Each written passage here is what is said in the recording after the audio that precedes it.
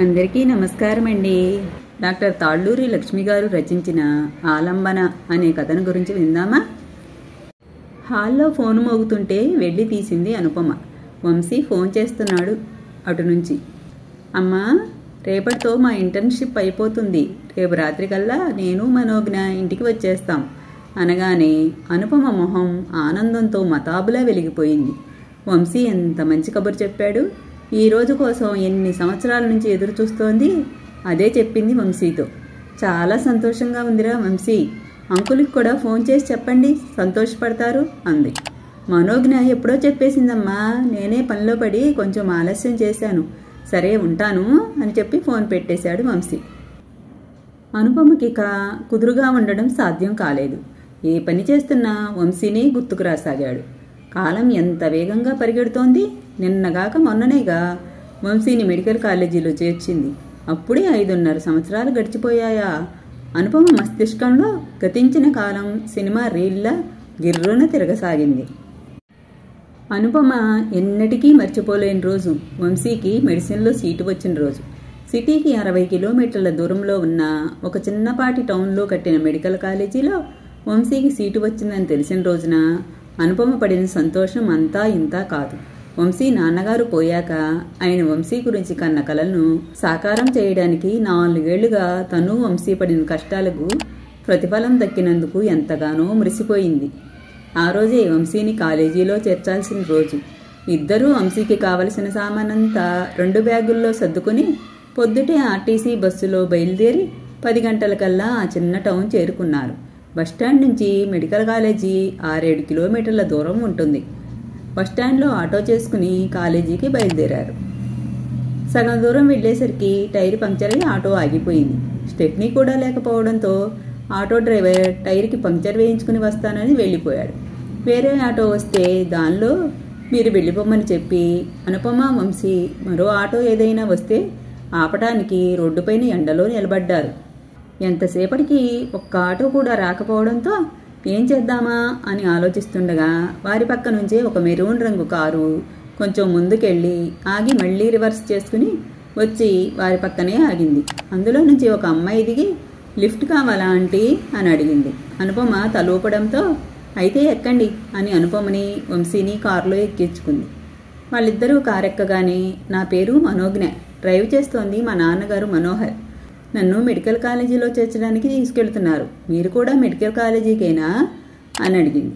అవునని చెప్పి అనుపమ వంశీ తమను తాము పరిచయం చేసుకున్నారు.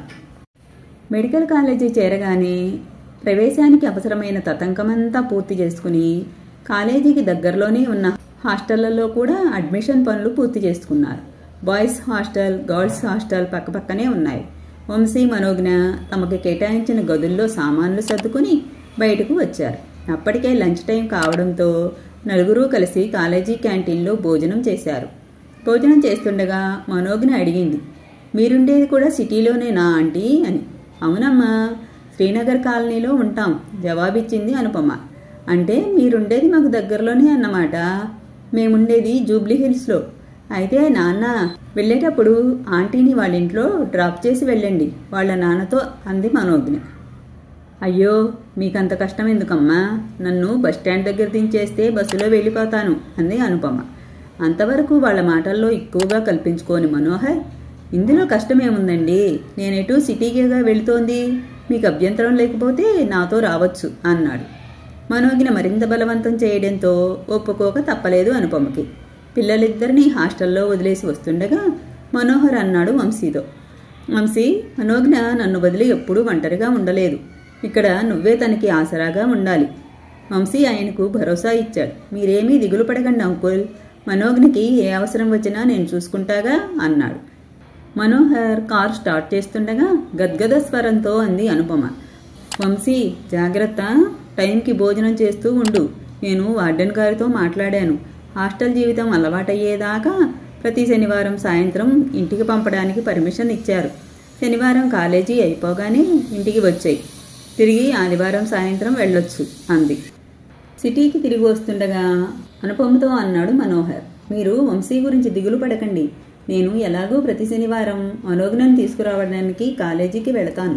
తనతో పాటు వంశీని కూడా తీసుకొచ్చి తిరిగి సోమవారం పొద్దుటే కాలేజీలో దింపేస్తాను.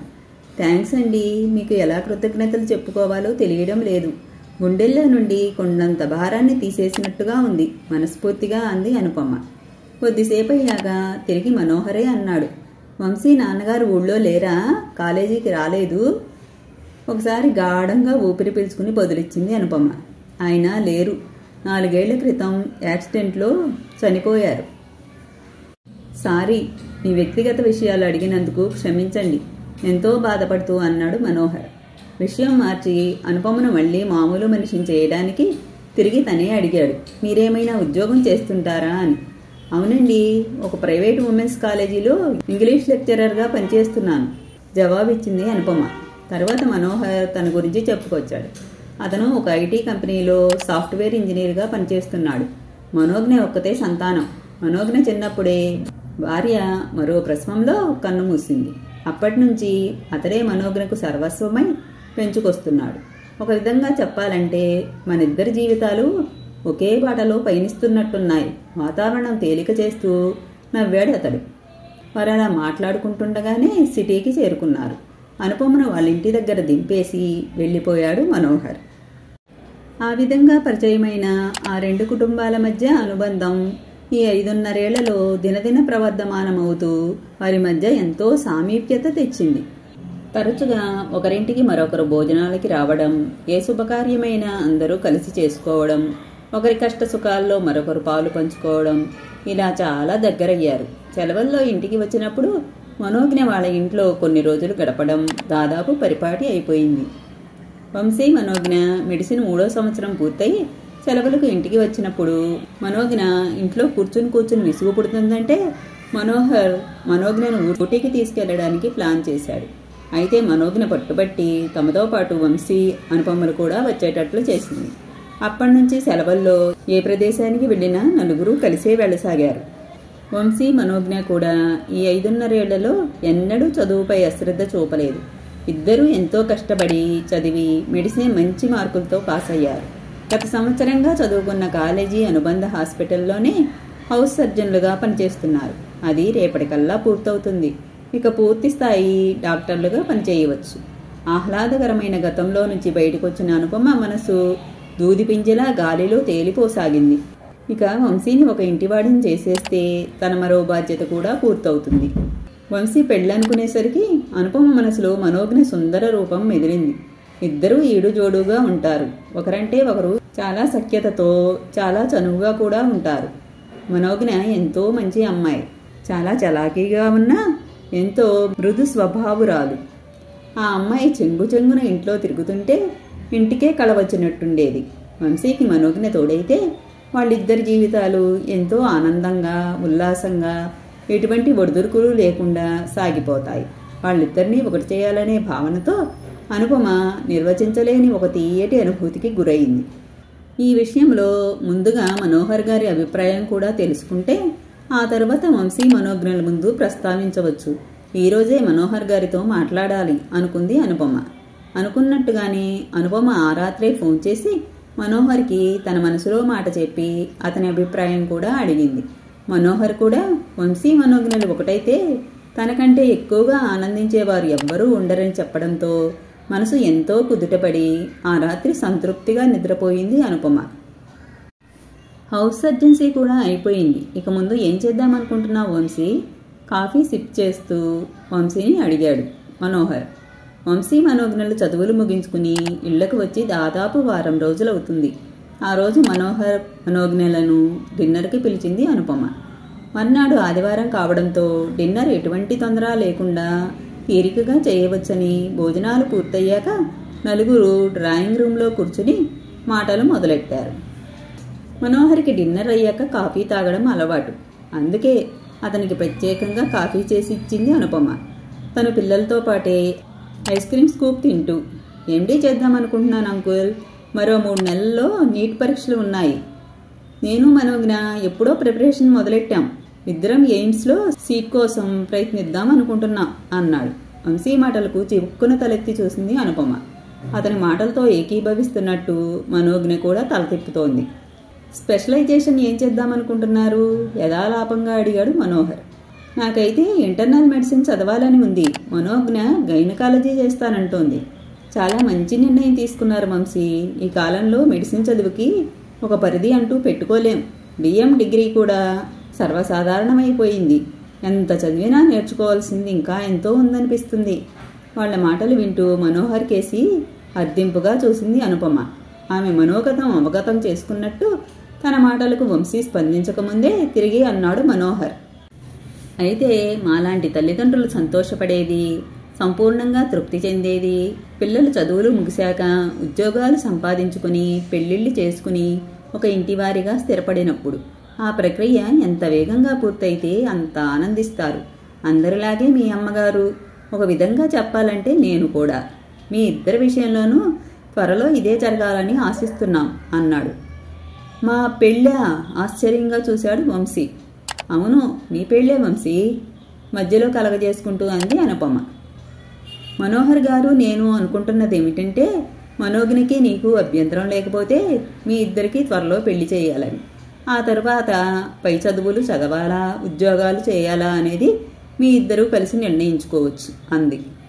ముఖాన విస్మయం ప్రస్ఫుటంగా కనిపిస్తుంటే వంశీ మనోజ్ఞ వైపు చూశాడు. ఆ అమ్మాయి ముఖంలోనూ అదే రకమైన భావోద్వేగం కనిపిస్తోంది.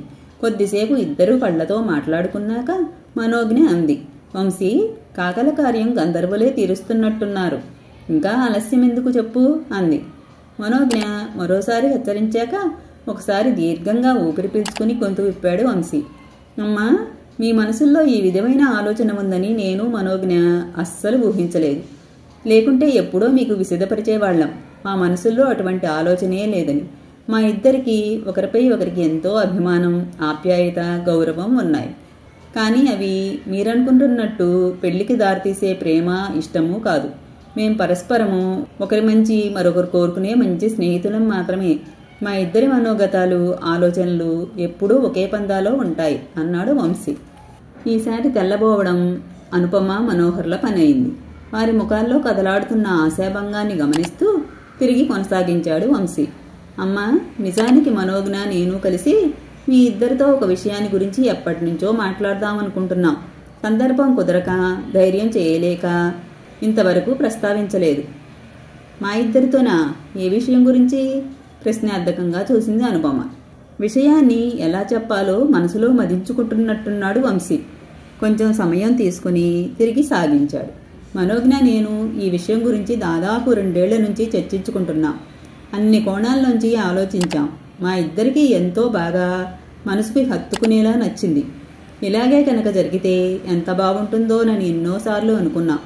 అయితే ఈ విషయం చెబితే మీ ప్రతిస్పందన ఎలా ఉంటుందోనన్న జంకుతో ఇంతకాలం చెప్పలేదు. ఇప్పుడు మెడిసిన్ పూర్తి చేసుకుని మేమిద్దరం జీవితంలోని మరో దశలోకి అడుగు పెడుతున్న తరుణాన ఈ విషయం మీద మీరు ఎలాంటి నిర్ణయం తీసుకున్నా మన జీవితాల మీద దాని ప్రభావం ఎక్కువగా ఉండదని ఈ అంశాన్ని మీ ముందు ఉంచుతున్నాం. మీరు ఎలాంటి నిర్ణయం తీసుకున్నా మాకు సమ్మతమే. అయితే సానుకూలంగా నిర్ణయం తీసుకుంటే మటుకు మేమెంతో సంతోషిస్తాం. ఇక సాగతీయక అసలు విషయం ఏంటో చెప్పరా బాబు, ఈ ఉత్కంఠ భరించలేకపోతున్నాను కొద్దిగా అసహనంతో కూడిన కంఠంతో అంది అనుపమ. నేను చెబుతానంటీ, ముందుకొచ్చింది మనోజ్ఞ. వంశీ నేను ఎంతగానో కోరుకునేది, అభిలషించేది ఏమిటంటే మీరు నాన్నగారు పెళ్లి చేసుకుని దంపతులవ్వడం, మీ జీవితాలను నందనవనాలుగా చేసుకుని హాయిగా జీవించడం. ఏమిటి? మనోజ్ఞ చెప్పడం పూర్తి కాకముందే ఏకకంఠంతో అరిచారు అనుపమ మనోహర్లు. అప్పటికే అనుపమ ముఖం రంగులు మారడం ప్రారంభించింది. ఒక విధమైన చెప్పలేని సిగ్గుతో, లజ్జతో, అభిమానంతో. అవును అంకుల్, మీరు విన్నది నిజమే. మేమిద్దరం మనసారా కోరుకునేది మీరిద్దరూ ఒకటై ఆనందంగా ఒకరికొకరు తోడు నీడై జీవించాలని అన్నాడు వంశీ. మనోహర్కి ఏం మాట్లాడాలో పాలుపోలేదు. ఎంతో ప్రయత్నం మీద అన్నాడు. అది కాదు వంశీ, ఈ వయసులో మాకు పెళ్ళేమిటి? అదేంటి అంకుల్ అలా అంటారు? ఇప్పుడు మీ వయసు ఏమంత మించిపోయిందని? అమ్మకి 46 దాటలేదు, మీకు 50 దాటలేదు. కనీసం 30 ఏళ్ల జీవితం ఉంది మీ ముందర. ఇలా ఒంటరిగా ఎంతకాలం గడుపుతారు? ఇప్పటి వరకు మనోజ్ఞ నేనే మీ లోకమై ఉన్నాం. మున్ముందు మనోజ్ఞ నేను మీకు పూర్తిగా తోడుండటానికి వీలవుతుందో లేదో చెప్పలేం. మా వృత్తి జీవితాలతో, సంసార జంజాటాలలో పడి మీతో ఎంతసేపు గడపగలుగుతామో మాకే తెలియదు. అందుకే మీకంటూ ఒక ప్రత్యేకమైన జీవితం, ఒక జీవన సహచరుడు కావాలి. అమ్మకి మీకు అమ్మ గత 6 ఏళ్లుగా బాగా తెలుసు. ఒకరంటే ఒకరికి గౌరవం, అభిమానం ఉన్నాయి. ఇద్దరి అభిరుచులు కూడా బాగా కలుస్తాయి. నాకు తెలిసి మీరు కలిసి జీవించడానికి ఒప్పుకుంటే మీ జీవితాలు ఎంతో ఆనందంగా, హృదయంగా సాగిపోతాయి. ఒకరికొకరు జీవితాంతం ఆలంబనగా నిలుస్తారు. దయచేసి ఒప్పుకోండి అంకుల్, అద్దెంపుగా అన్నాడు వంశీ. మీకు పెళ్లి చేయాల్సిన వయసులో మాకు పెళ్ళేమిట్రా, మీ పిచ్చి కాకపోతేను. ఎంతో లోతైన బావిలో నుంచి వస్తున్నట్టు బలహీనంగా వినబడింది అనుపమ గొంతు. మనోజ్ఞ అనుపమ పక్కకు చేరి ఆమె చేతుల్ని తన చేతుల్లోకి ఆప్యాయంగా తీసుకుంటూ అంది. ఆంటీ, అమ్మ ప్రేమంటే తెలియకుండా పెరిగిన దాన్ని. మీరు కలిశాకే అమ్మ ప్రేమలోని మాధుర్యం ఎలా ఉంటుందో తెలిసింది. మీరు నాన్నగారు కలిసి ఉంటే రేపు నేను పెళ్లి చేసుకున్నాక కూడా నాకంటూ ఒక పుట్టిల్లు, ఒక అమ్మ నాన్న ఉంటారు. మీ దగ్గర నేను అమ్మ ప్రేమని సంపూర్ణంగా జీవితాంతం పొందగలుగుతాను. నా కోసం నాన్న, వంశీ కోసం మీరు మీ సరదాలన్నీ చంపుకొని ఎంత త్యాగం చేశారో మా ఇద్దరికీ బాగా తెలుసు. ఇక మీదైనా మీకోసం మీరిద్దరూ జీవించాలన్నది మా ఇద్దరి ఆకాంక్ష. దయచేసి కాదనకండి ఆంటీ. మీ సంగతి అటుంచు. ఈ సమాజం నవ్విపోదు. పెళ్ళిడికి వచ్చిన పిల్లల్ని పెట్టుకుని తగుదనమ్మా అని సిగ్గు లేకుండా పెళ్లి చేసుకున్నారు అని చివరి ప్రయత్నంగా సమాజం ప్రసక్తి తెచ్చింది అనుపమ. నాకు మనోజ్ఞకు లేని అభ్యంతరం ఈ సమాజానికి ఎందుకమ్మా? ఉంటే మాకుండాలి. మేమే పెళ్లి చేసుకోమని మిమ్మల్ని ప్రోద్బలం చేస్తుంటే అభ్యంతరం చెప్పడానికి వాళ్ళెవరమ్మా? ఈరోజు మిమ్మల్ని ఎవరైనా విమర్శించినా మనం ఎవ్వరం పట్టించుకోవాల్సిన అవసరం లేదు. కొద్ది రోజుల్లో వాళ్లే మర్చిపోతారు. మనోజ్ఞ నేను మరో 4-5 ఏళ్లు మా చదువులపైనే దృష్టి పెట్టాలనుకుంటున్నాం. సాధ్యమైనంత ఎక్కువ చదివి విద్యలో, వృత్తిలో పూర్తి నైపుణ్యం సాధించిన తర్వాతే సరైన జోడును చూసుకుని జీవితంలో స్థిరపడదలుచుకున్నాం. ఈలోగా మా ఇద్దరికీ కావాల్సింది మీ ఇద్దరి సంతోషం, ఆనందం. మా కోరికను కాదనకుండా ఒప్పుకోండమ్మా, మరోసారి అనుపమని అర్థించాడు వంశీ. అదే సమయంలో మనోహర్ని కూడా ఒప్పించడానికి ప్రయత్నిస్తోంది మనోజ్ఞ. ఏం మాట్లాడాలో తెలియక యాదృచ్ఛికంగా మనోహర్ వైపు చూసింది అనుపమ, ఏం చేద్దామన్నట్టు. అతని కళ్లల్లో లీలగా కనపడుతున్న అంగీకార భావం చూసి అప్రయత్నంగా వంశీ మాటలకు తలూపింది, తన ఒప్పుదలను సూచిస్తూ. ఆమె తలూపగానే గట్టిగా నరిచాడు వంశీ, మనో, అమ్మ ఒప్పేసుకుంది అని. అతని కేక వినగానే మనోజ్ఞ ఒక్క ఉదుటున అనుపమ పక్కకు చేరి thank you aunty, thank you అంటూ అనుపమను పట్టుకుని కుదిపేసింది గట్టిగా కావలించుకుని. అనుపమ ఎర్రబారిన ముఖంతో సిగ్గుల మొలకే అయింది. మనో, అంకుల్ ఇంకా ఏమీ చెప్పలేదు, సందేహం వెళ్ళబుచ్చాడు వంశీ. నాన్న అంగీకారమా? అమ్మ సరే అన్నాక ఆయన ఒప్పుదల ఎవరికి కావాలి? అయినా నా మాట కాదనే ధైర్యం ఉందా ఈయన గారికి? తల ఎగరేస్తూ అంది మనోజ్ఞ. ఆమె మాటలకు ఒక చిన్న మందహాసం చేశాడు మనోహర్. వాళ్ల నవ్వులతో ఆ ఇల్లు ఒక స్వర్గసీమి అయింది. ఈ కథ ఇంతటితో సమాప్తమండి. తిరిగి మరో మంచి కథతో మళ్ళీ కలుసుకుందాం. నా కథలు కానీ మీకు నచ్చినట్లయితే నా ఛానల్ను తప్పకుండా సబ్స్క్రైబ్ చేసుకోండి.